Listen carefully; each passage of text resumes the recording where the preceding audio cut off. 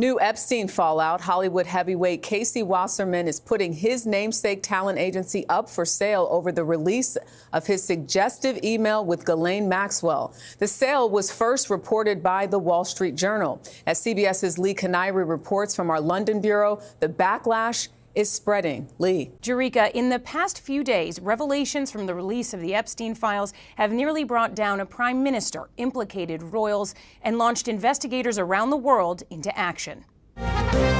Jeffrey Epstein. An international domino effect as millions of documents reveal Epstein's global connections. Investigations are now underway in at least 10 countries. From Europe, where the former Prime Minister of Norway has been charged with gross corruption, to the Gulf, where the CEO of one of the globe's largest companies, DP World, has stepped down. Sultan Ahmed bin Sulayman's relationship with Epstein is displayed in photos and hundreds of emails, including one that referenced a torture video. The Epstein files are destroying people, not just in America, worldwide. In the last few days alone, a prime minister has been charged with gross corruption. One of the biggest CEOs on the planet has been forced to step down. A Hollywood heavyweight is selling his entire agency. Prince Andrew is facing new calls for investigation. And at least 10 countries have now launched formal investigations based on what's in these documents. And while all of this happening, while the dominoes are falling across the globe, the Trump administration is still sitting on half the files. They've released about 3 million pages. There are 6 million total. Half of them are still hidden, and the names of powerful men connected to Trump's own inner circles are still being redacted and protected. So today we're going to break down what's happening around the world because of these files. The former Prime Minister of Norway has been charged with gross corruption in connection with information that came out of the Epstein files. A sitting, former head of state, charged, not investigated, not questioned, charged. That is the level of accountability that other countries are operating right now. A prime minister, done. Then you got to Sultan Ahmed bin Sulayman. If you don't know that name, you should, because he was the CEO of DP World, one of the largest portfolio and logistic companies on the planet. This guy ran a global empire, and this week he was removed as CEO because of what the Epstein files revealed about his relationship with Epstein.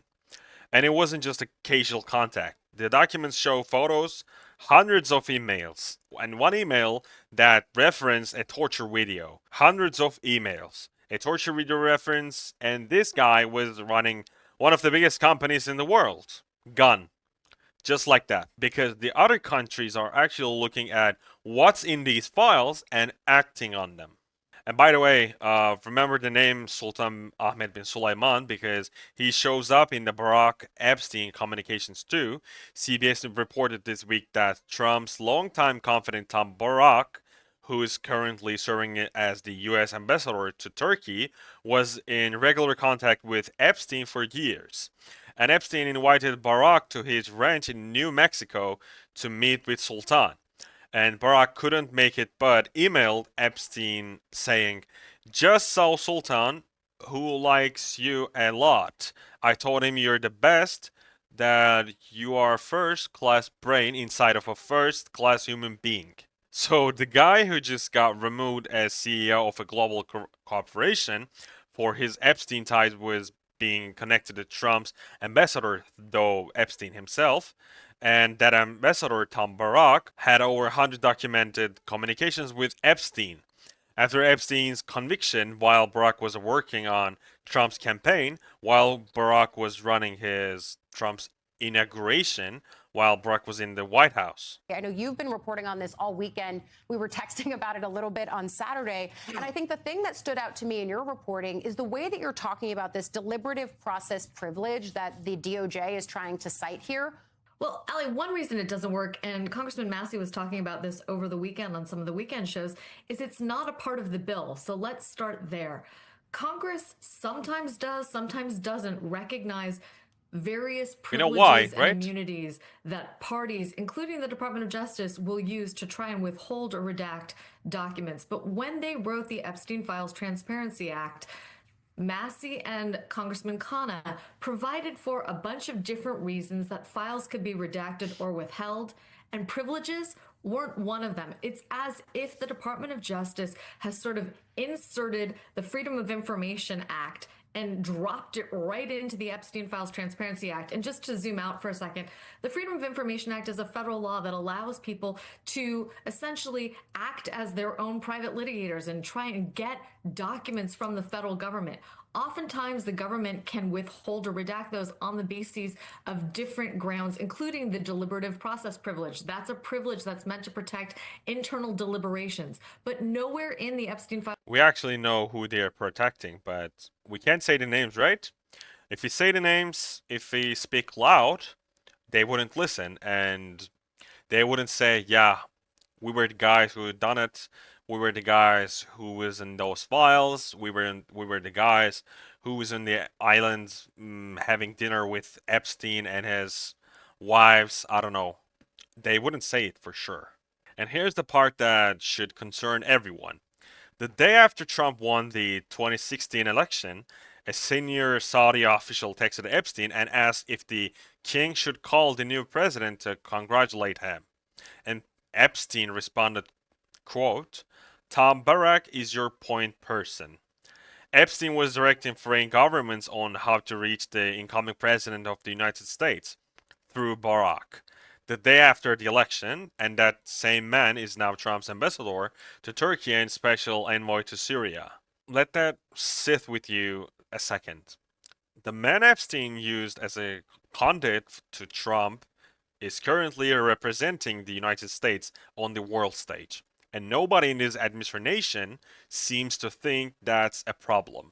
Now let's talk about the UK. The pressure on the British government is enormous right now. Prince Andrew, as he's known after being stripped of his titles, is facing new calls to be investigated for possible corruption based on what's in the Epstein documents. Two party members connected to the Prime Minister have already been forced to step down. The Prime Minister himself addressed his party and promised changes. And here's what's wild. The UK is actually doing something about it. I mean, yeah. Why are not we doing it? Because we have the most names in the world. And if they do something about it, they would be done. Their system will collapse. And here's what's wild. There are real consequences happening over there. People are losing their positions, and investigations are being launched. The public is demanding accountability, and the government is responding. Now compare that to what's happening in the United States, as I said. Our Attorney General Pam Bondi sat in front of Congress last week and called the entire Epstein hearing theatrics. She called it a circus when survivors who were sitting right behind her in the hearing room stood up and raised their hands to show they'd never ever been contacted by the Justice Department. Bondi refused to turn around and look at them. She refused to apologize. She called the congresswoman who asked her to apologize unprofessional. The survivors standing right there in the room, and the Attorney General of the United States won't even look at them. Meanwhile, the former Prime Minister of Norway is being charged, the CEO of DP World is gone, Prince Andrew is being investigated, other countries are holding people accountable, and our government is calling it theatrics. And then there's the Hollywood. Casey Weiserman, one of the biggest talent agency owners in the industry, just put his namesake agency up for sale. Why? Because of a suggestive email between him and Ghislaine Maxwell that came out in the files. One email, and the guy is selling his entire company. And that's what accountability looks like in the private sector. One email and your career is over. But in the Trump administration, it's completely different. Tom Bragg has over 100 communications with Epstein, and he is still the ambassador. Commerce Secretary Howard Lutnick visited Epstein's island, and he is still in the cabinet. Navy Secretary John Fallon was on Epstein's flight manifest, and he is still serving. Deputy Secretary of Defense Steve Feinberg appears in at least 20 Epstein documents and still in his position. So here's where we are. The Epstein files are out, and the entire world is reacting, and we do nothing basically. And the United States, the country that had Epstein, that had his victims, that had the FBI files, that had everything, is the one country dragging its feet. Half the files are still hidden. The Attorney General calls it theatrics. The president's inner circle is full of men connected to Epstein, and nobody's being held accountable. But I know that, and you should know that, the world is watching, and the world is acting, and the Trump administration is covering it up. That's not my opinion. That's what 10 countries, congressional Democrats, Republican Thomas Macy, and the survivors sitting in that hearing room are all telling you. The dominoes are falling everywhere except where it matters most. If you found the video informative and if you want me to keep doing it, I'd be really appreciated if you can just sub to my channel, drop a comment, and like the video. Thank you.